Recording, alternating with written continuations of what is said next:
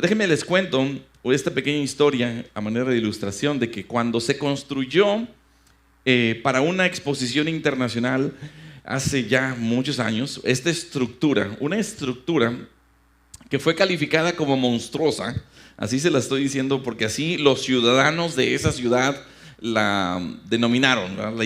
Esa estructura es monstruosa, no la queremos aquí.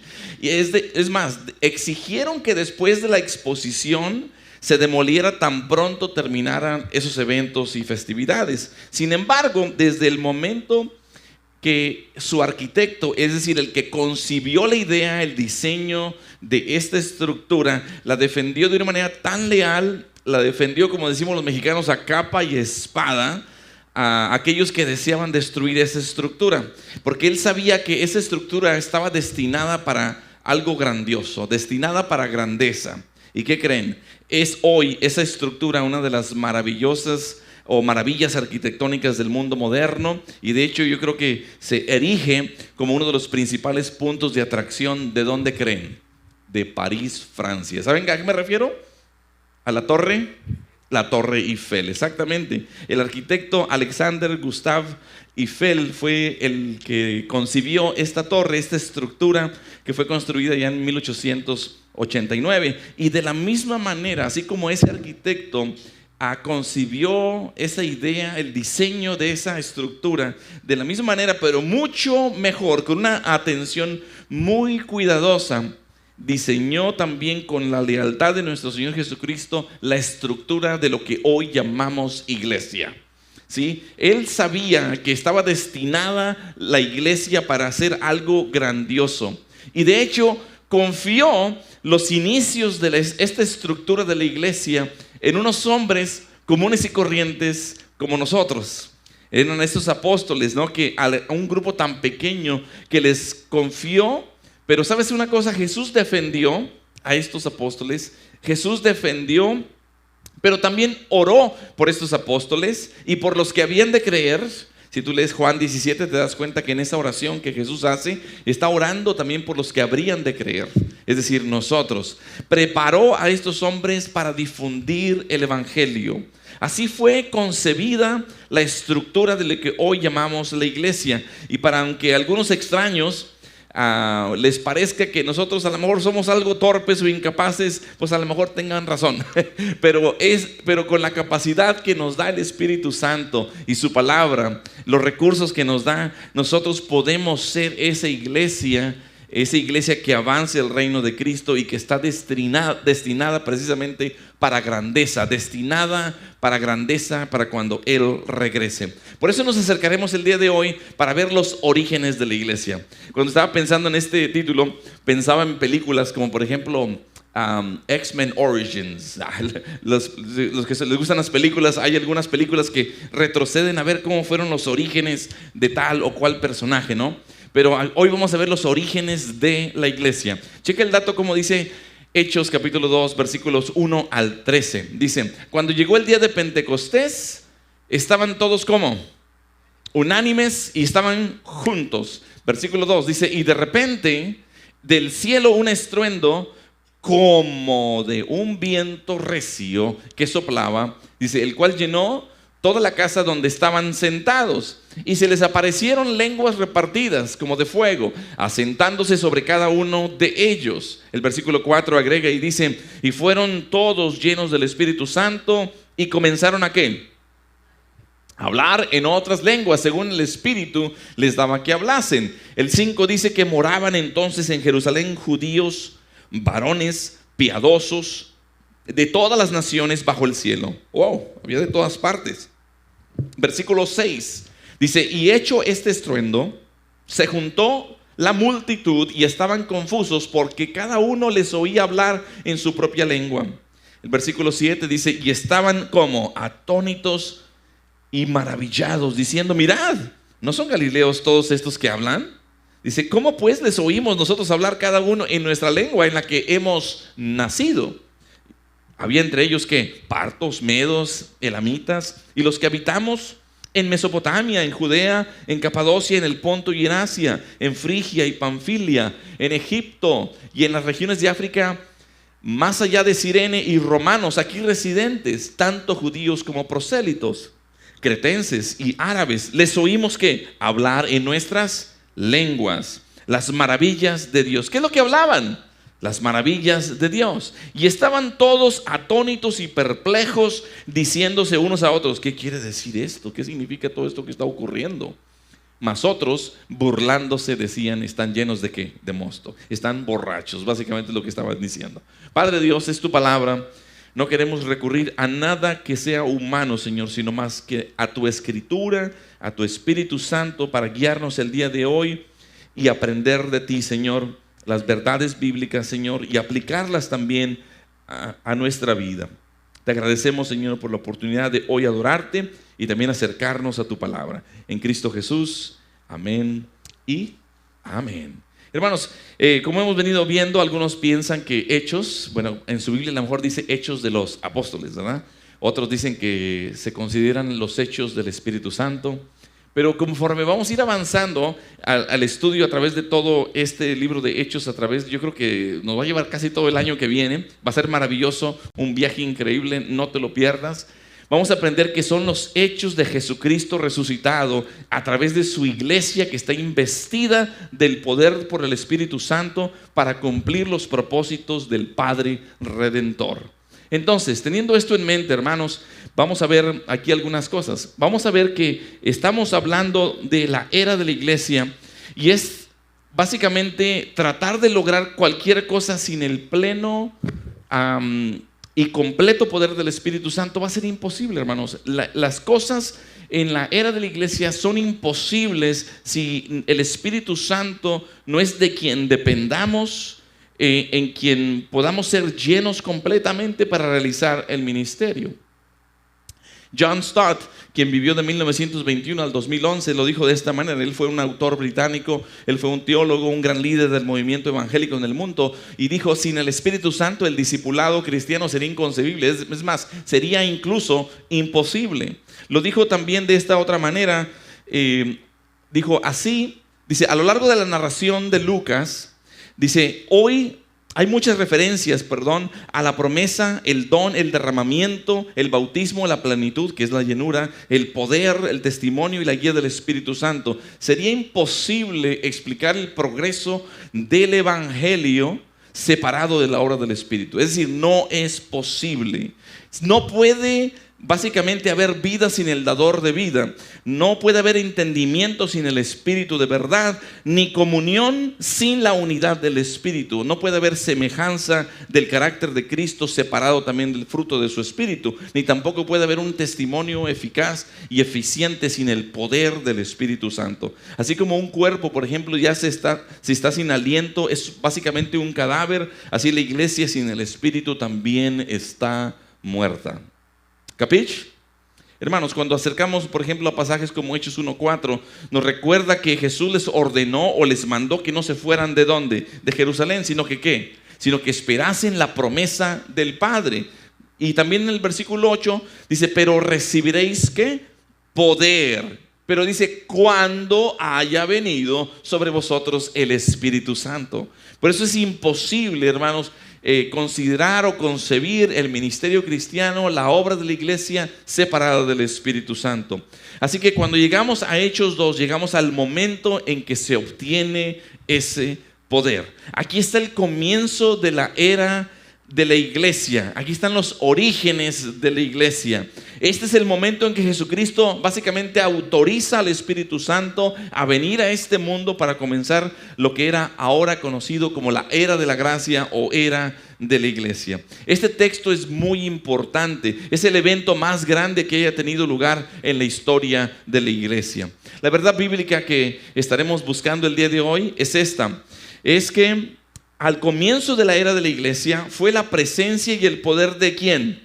Del Espíritu Santo, lo que capacitó a los apóstoles para comunicar ¿qué? La palabra de Dios. ¿En qué? En idiomas y en palabras que la gente pudiera entender. Entonces, la habilidad que tenían esos primeros discípulos apóstoles para comunicar la palabra de Dios no era porque ellos tenían esa habilidad.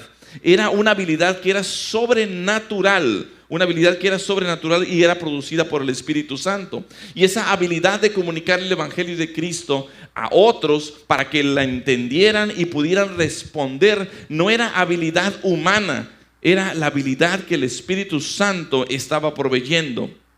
Y si queremos algún día ponerle base a eso que estamos diciendo, vas a tener que utilizar Hechos capítulo 2. Entonces, cuando el Espíritu Santo verdaderamente está obrando en la vida de una persona, de un discípulo de Jesús, habrá básicamente un poder sobrenatural para comunicar la verdad de Dios. Entonces, una vez un anciano le dijo a Dwight L. Moody, a D.L. Moody, hace años atrás, por supuesto, D.L. Moody vivió entre 1837 y 1899 y fue muy conocido allá por Chicago. De hecho, estableció el Moody Bible Institute. Le dijo: joven, honra al Espíritu Santo. Así le estaba diciendo este anciano. Es decir, cuando nosotros más rindamos nuestras vidas al Espíritu de Dios, más podremos ser usados por el Señor. Ahora, veamos el versículo 1. Dice que cuando llegó el día de Pentecostés, estaban todos unánimes y juntos. El día de Pentecostés es cuando estaban reunidos, y esa palabra Pentecostés significa 50. Puedes ir a Levítico 23 o a diferentes pasajes como Éxodo 23 y aprender acerca de eso.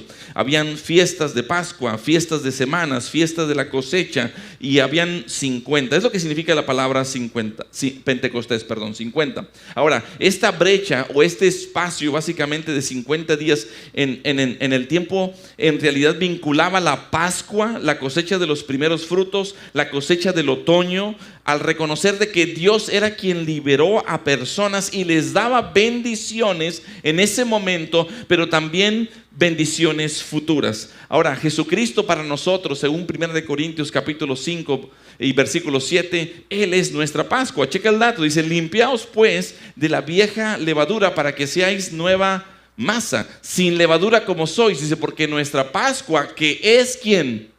Cristo. Él es nuestra Pascua. Es decir, Él ministró a sus discípulos por 40 días y luego ascendió al cielo 10 días después, precisamente en el día 50.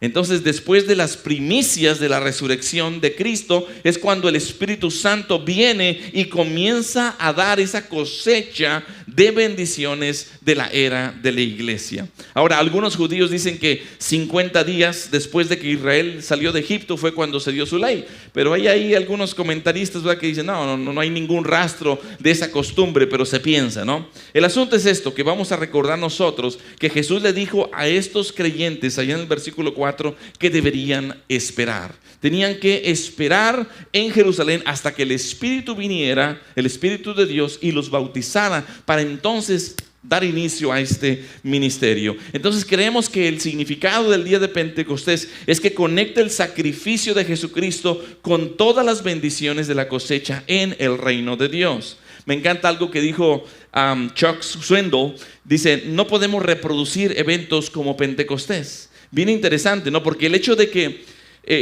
es que nunca se nos ordena a nosotros experimentar Pentecostés.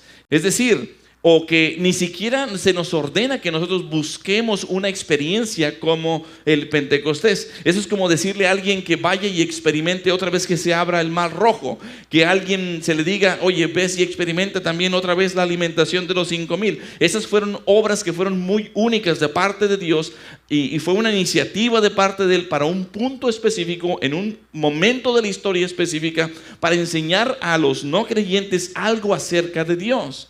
Entonces usó a creyentes como instrumentos para esos propósitos muy específicos.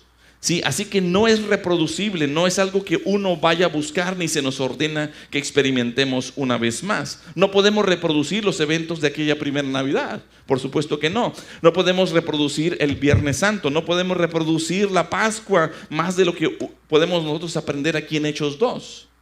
Este fue el comienzo único de la era de la iglesia. A veces la gente te va a preguntar: ¿cuánto tiempo hace que la iglesia está aquí? Muy fácil, desde Hechos capítulo 2. ¿Desde cuándo está la iglesia aquí en la tierra? Desde Hechos capítulo 2. Aquí son los orígenes. Tú y yo no tenemos que esperar más para inauguraciones o la llegada del Espíritu Santo como en el Pentecostés, porque ya lo recibimos cuando precisamente rendimos nuestra vida y creímos en Cristo Jesús. En 1 Corintios 12:13 dice, porque por un solo espíritu fuimos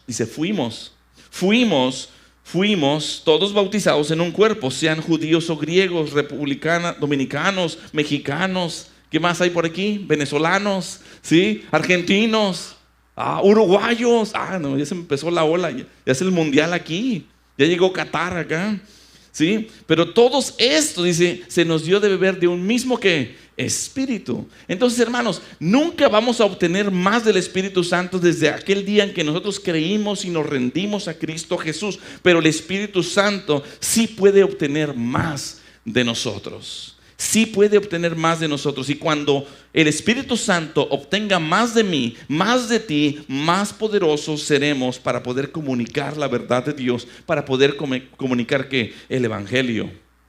Un gran maestro de la Biblia y predicador, autor y teólogo, H.A. Ironside, que era un canadiense americano, dijo que habló una vez con un hombre que estaba confundido, completamente confundido acerca de este pasaje, acerca del Espíritu Santo, y se acercó al doctor Ironside y le dijo que había estado esperando al Espíritu Santo. Y entonces el doctor le dice, oye, pero ¿de dónde sacas o justificas tú de que necesitas esperar al Espíritu Santo? Y el hombre, bueno, pues de Hechos, donde Jesús le dijo a sus apóstoles que esperaran en Jerusalén hasta que fueran empoderados con el Espíritu. Sí, le dijo, sí, mijito, pero sabes una cosa, you're 2000 years late. Te tardaste 2 años, de 2000 años, y aparte estás en un lugar equivocado.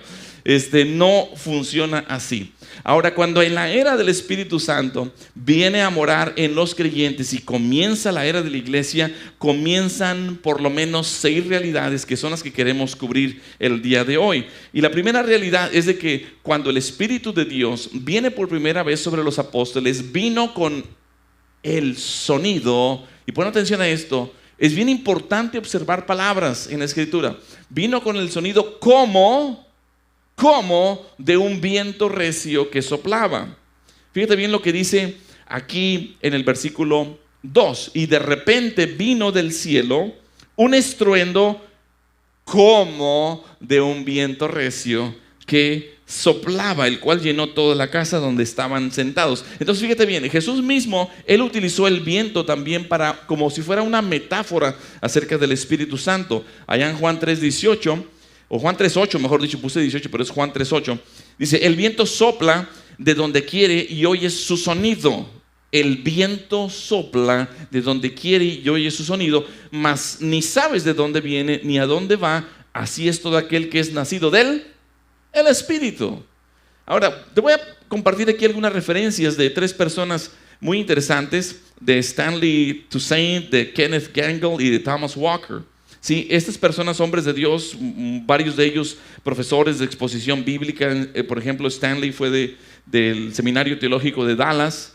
Gangle, él fue también otro experimentado autor prolífico y líder también influyente en el campo de la educación. Y Thomas Walker, él fue el autor de este libro o material, Ideales Misioneros. Pero fíjate bien lo que nos dicen ellos. Este sonido del viento apunta a la plenitud y el poder del Espíritu Santo. Debemos tener cuidado con el lenguaje de este texto. Es un sonido enteramente sobrenatural. Es un sonido. No dice que era un viento, es como de un viento recio. Tenemos que poner mucha atención. Esto no era un viento, era un sonido como de viento. Aparentemente sonaba como una especie de viento de tornado que atronaba, que brotaba, que corría. Y si en realidad esto hubiera sido un verdadero viento recio, un tornado, pues hubiera destruido ahí la habitación, habría volcado en pedazos todo ese lugar y hasta las personas hubieran salido lastimadas, ¿verdad? Pero no, checa el versículo 2. Versículo 2, observen bien que el texto dice que este sonido llenó. ¿Llenó qué? Toda la casa. No el viento, pero el sonido como de viento llenó toda la casa. ¿No es esto interesante?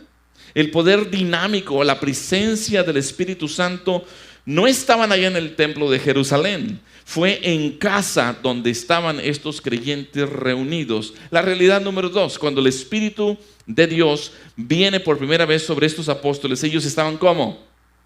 ¿Estaban cómo? Sentados. Checa el dato, ahí mismo en el versículo 2. De repente viene del cielo un estruendo, como de un viento recio que soplaba, el cual llenó toda la casa donde estaban sentados. Ahora los discípulos aquí están sentados, están esperando, están obedeciendo las palabras del Señor Jesús, estaban ansiosamente esperando que llegara algo poderoso, maravilloso, grandioso. Estaban básicamente enfocados en cosas espirituales. Cuando tú y yo estamos enfocados en cosas espirituales y no terrenales y no carnales, el Señor nos envía algo especial.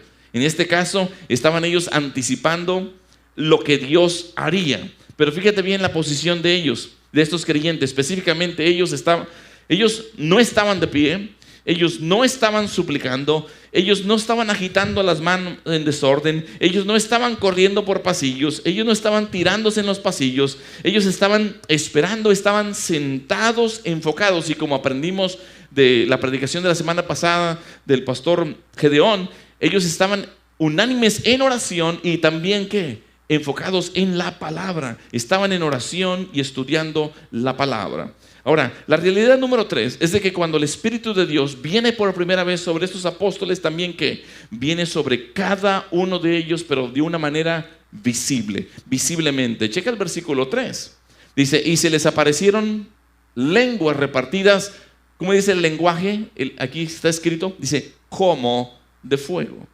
Dice, se les aparecieron lenguas repartidas como de fuego, asentándose sobre cada uno de ellos. Ahora, nadie de estos apóstoles, de estos discípulos de Jesús, estaban pidiendo nada de esto. Dios simplemente estaba enviando esta señal única de fuego o como de fuego en forma de lengua y descansaba sobre cada uno de ellos. Así como el Espíritu descendió en su momento del cielo sobre Jesús en forma de paloma, así descendió sobre estos discípulos en forma visible, pero ahora en una lengua de fuego. Hermanos, no olvidemos que cuando Jesús nació, una estrella también se paró ¿dónde? Sobre el lugar donde comenzó su vida humana. Así también cuando la iglesia nace, el sonido fuerte y un fuego visible en forma de lengua marcaron también el lugar donde comenzaba y eran los orígenes también de la iglesia. Qué maravilloso, ¿no? Realidad número 4. Cuando el Espíritu de Dios viene por primera vez, todos fueron ¿qué? ¿Todos fueron qué? Llenos. Qué importante es esto. Veamos el versículo 4. Y fueron todos llenos del Espíritu Santo. Y comenzaron a hablar en otras lenguas según el Espíritu les daba que hablasen. Ahora, aquí el verbo que se utiliza cuando dice fueron todos llenos es pasivo. Y esto quiere decir o indica que la gente no tenía nada que ver en esta acción. Ellos eran simplemente los destinatarios de la acción del Espíritu Santo.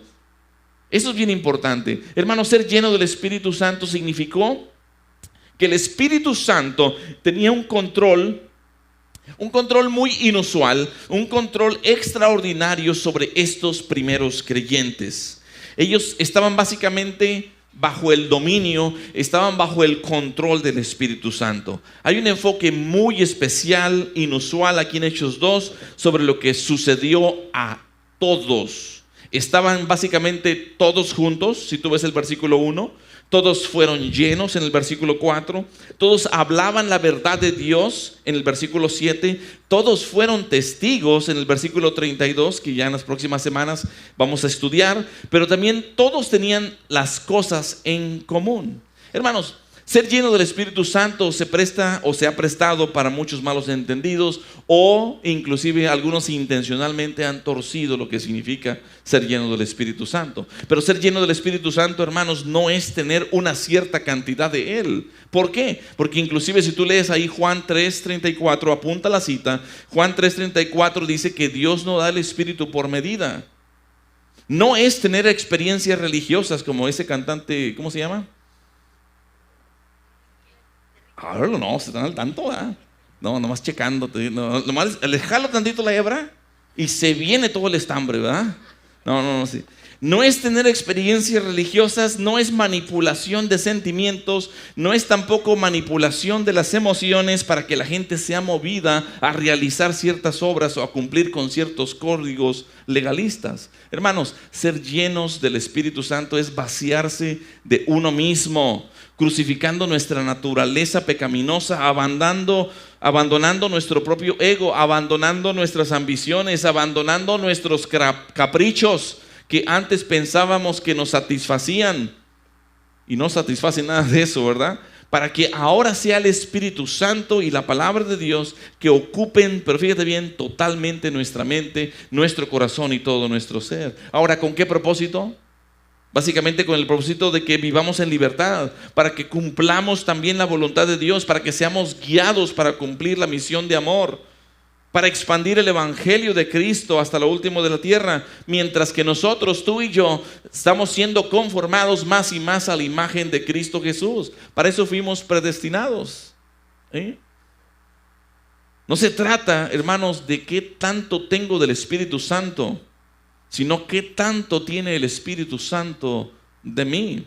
Ahora yo te voy a recomendar que leas el capítulo 5 de Gálatas, y si no, también las predicaciones ahí están en línea del capítulo 5 de Gálatas. Es maravilloso ese capítulo. Ya estudiamos aquí Gálatas, pero regresa a la cinta y estudia las predicaciones del capítulo 5 de Gálatas, donde se habla de la carne es contra el espíritu y el espíritu contra la carne. Manifiestas son las obras de la carne, pero también el fruto del espíritu es amor, gozo, paz. ¿Sí? Yo tengo que vaciarme de mi carnalidad para que pueda ser el Espíritu Santo en el que yo pueda andar, en el que me pueda guiar, para yo poder vivir por el Espíritu, pero también para marchar hacia adelante también por el Espíritu. Ser lleno del Espíritu Santo es solamente posible cuando nos vaciamos de nuestra gloria personal. ¿Capich? ¿Amén? Realidad número 5, ya me lo terminamos en 4 horas, no nos tardamos. Cuando el Espíritu de Dios viene por primera vez sobre los apóstoles, cada uno podía hablar en un ¿qué?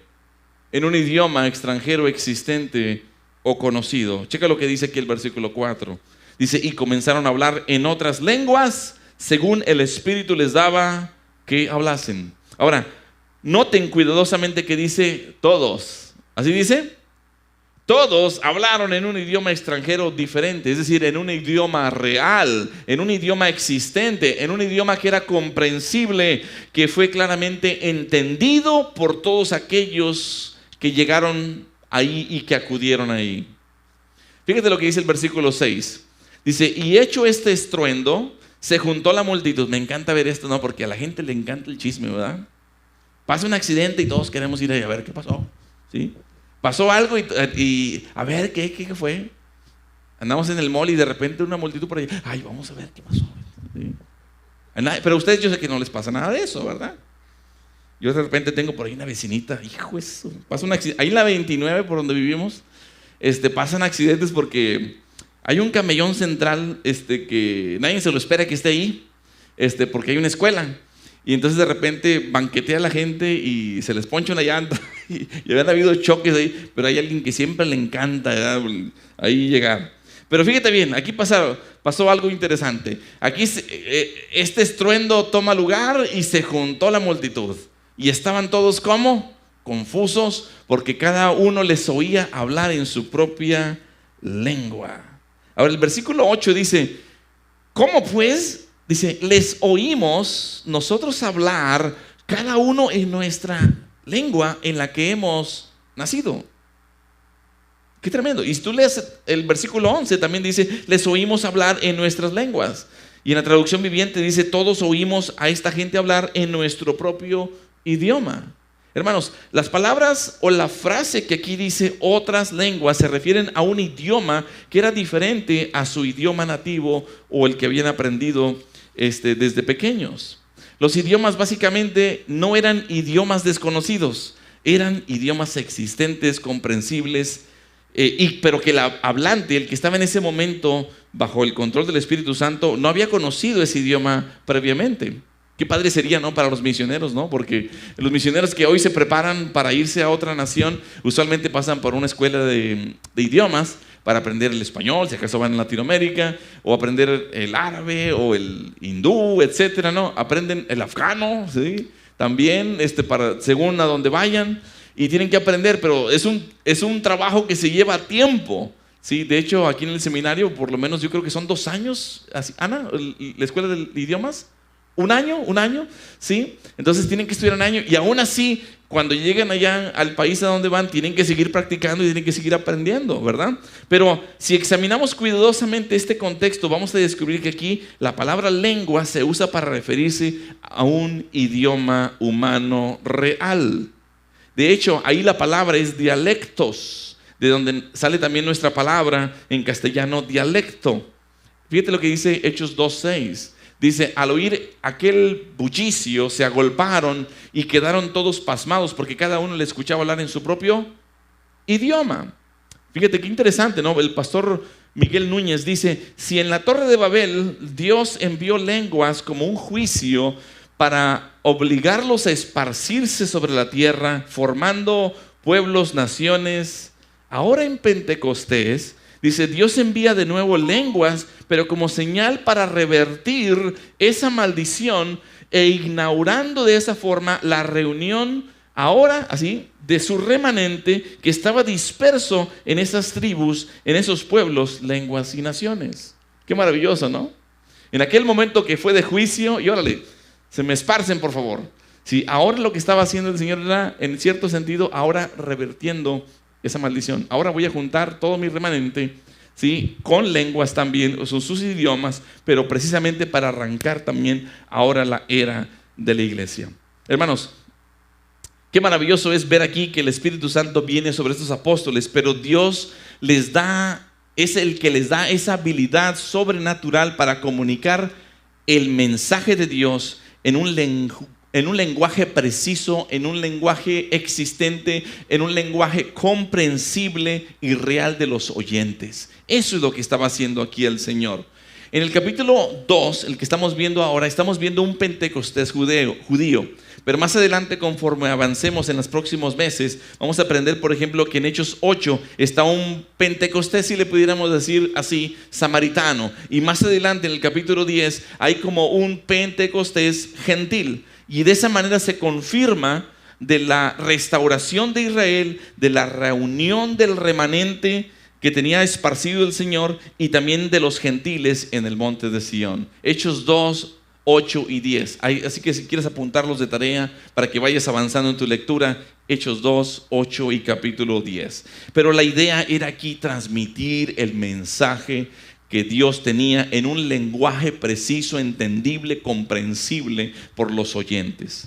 Qué maravilloso es que ahora tú y yo tenemos, los que pueden hablar 2 idiomas o los que pueden hablar 3, creo que Gedeón habla 4, ¿no? Que hablas holandés, papiamento, inglés y español, ¿no? Mis respetos. Yo apenas puedo con el español, Pero bueno, qué maravilloso es que si te da Dios la habilidad de poder hacerlo en otros idiomas, bueno, aquí también hablan Tex-Mex, ¿verdad?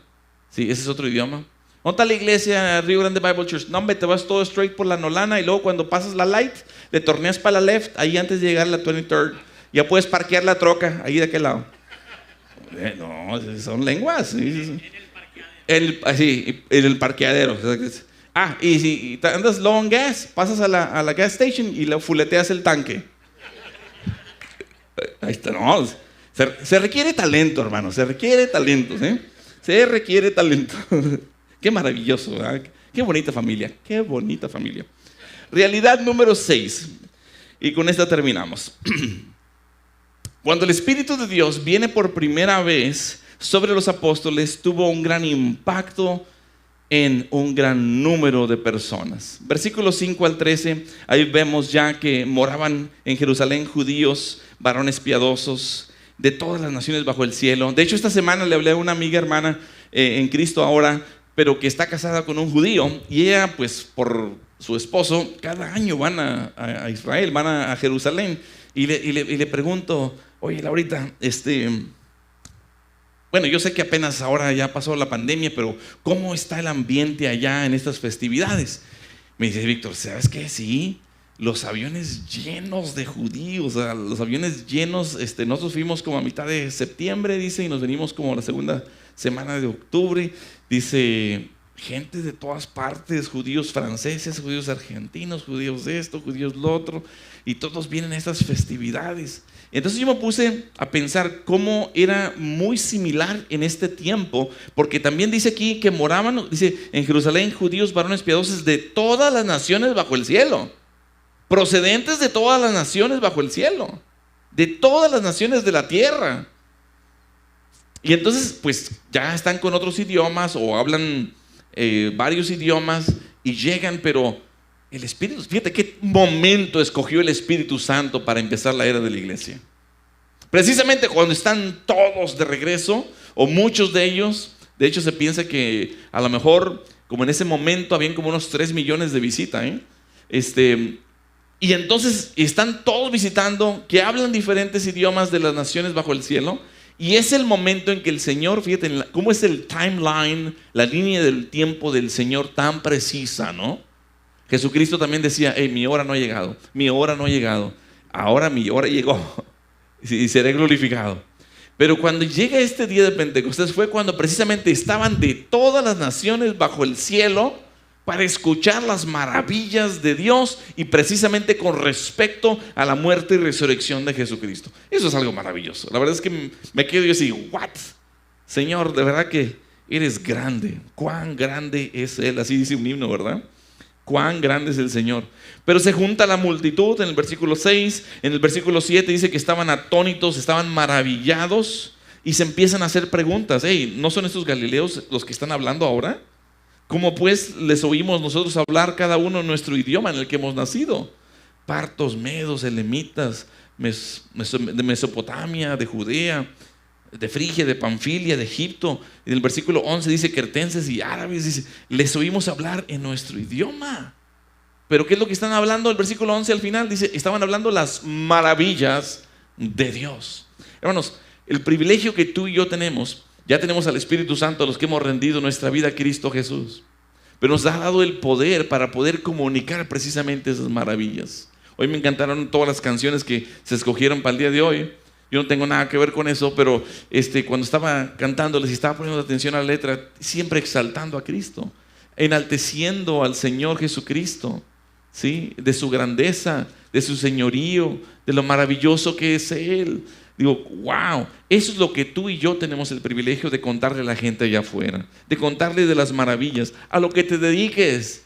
Tienes clientes, proveedores, socios, empleados, etcétera. Tienes la oportunidad de contar las maravillas de Dios, y tienes el Espíritu Santo que te empodera para contarles sobre esas maravillas, de que pueden ser perdonados, de que pueden ser liberados de la esclavitud del pecado, del odio, del rencor y de tantas otras cosas, de que pueden ser perdonados de sus infidelidades, de que pueden ser perdonados de cualquier adicción, etcétera, etcétera.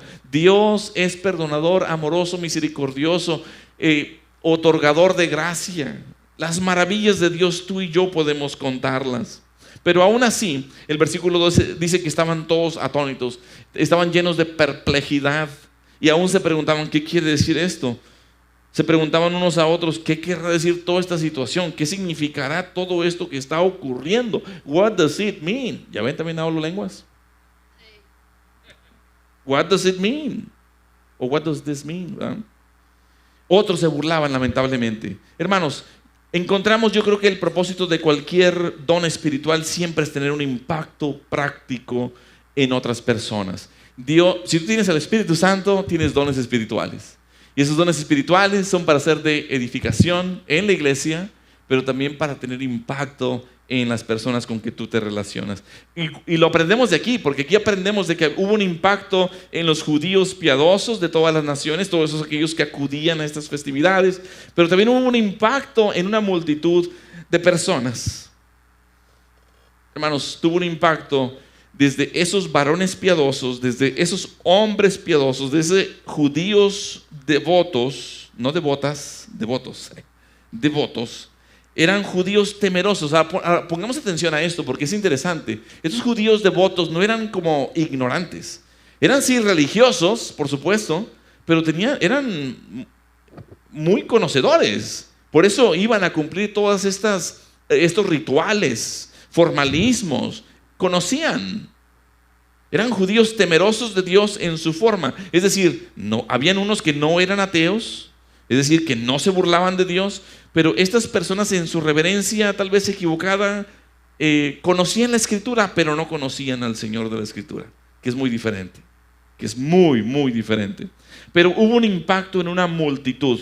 Les decía yo que algunos dicen que a lo mejor habían millones de personas allí en Jerusalén para la Pascua.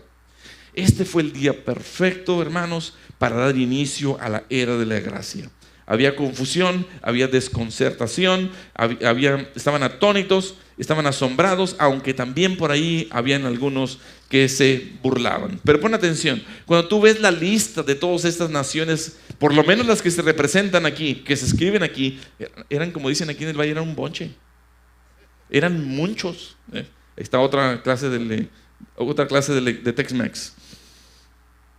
Había gente que eran partos, medas, elamitas, de Mesopotamia, de Judea, de Capadocia, de Ponto, del Asia, de Frigia, de Panfilia, que viene siendo ahora Turquía, Egipto, Libia, Cirene, Roma, Creta. Había personas árabes.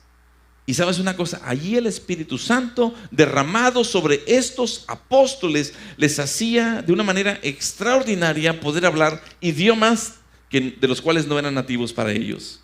Y la gente estaba escuchando las maravillas del Señor. Que ellos se regresan a casa, se regresan a sus países, pero se regresan sabiendo por lo menos del Cristo resucitado, de que Dios había enviado a su Hijo al mundo para que todo aquel que en Él cree no se pierda, mas tenga vida eterna. Ese era el mensaje. Qué manera de empezar la iglesia. Yo me quedo así como que wow. Hermanos, estos primeros testigos estaban llenos del Espíritu Santo, hablando de estas maravillas, dando testimonio de la grandeza y de la gracia de Dios. Pero sabes una cosa, no solamente ellos. Tú y yo tenemos también ese privilegio. Tú y yo tenemos ese honor de hablar de esas maravillas del Señor. No perdamos ninguna de estas oportunidades. Quiero invitarte a que te pongas de pie. Inclina tu rostro. Cierra tus ojos.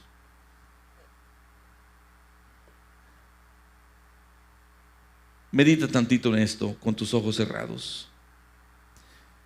Bíblicamente hablando, hermano y hermana y amigos que están el día de hoy acá, la iglesia es esa familia de personas que hemos sido salvas por medio de la fe, que hemos sido redimidos por la obra completa de nuestro Señor Jesucristo. Medita en esto.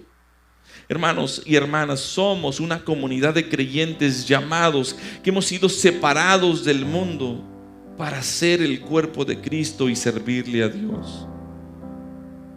Piensa cuidadosamente en esto, ahí donde estás. La iglesia no es una institución, es una entidad sobrenatural donde todos los miembros estamos en Cristo. Hemos recibido dones espirituales para continuar la obra de Cristo Jesús en el poder del Espíritu Santo y logrando los propósitos del Padre Redentor. Déjame decirte, tú eres la iglesia. Tú eres la expresión visible del invisible. Por consiguiente, también el Señor te usa para revelar al mundo a Jesús.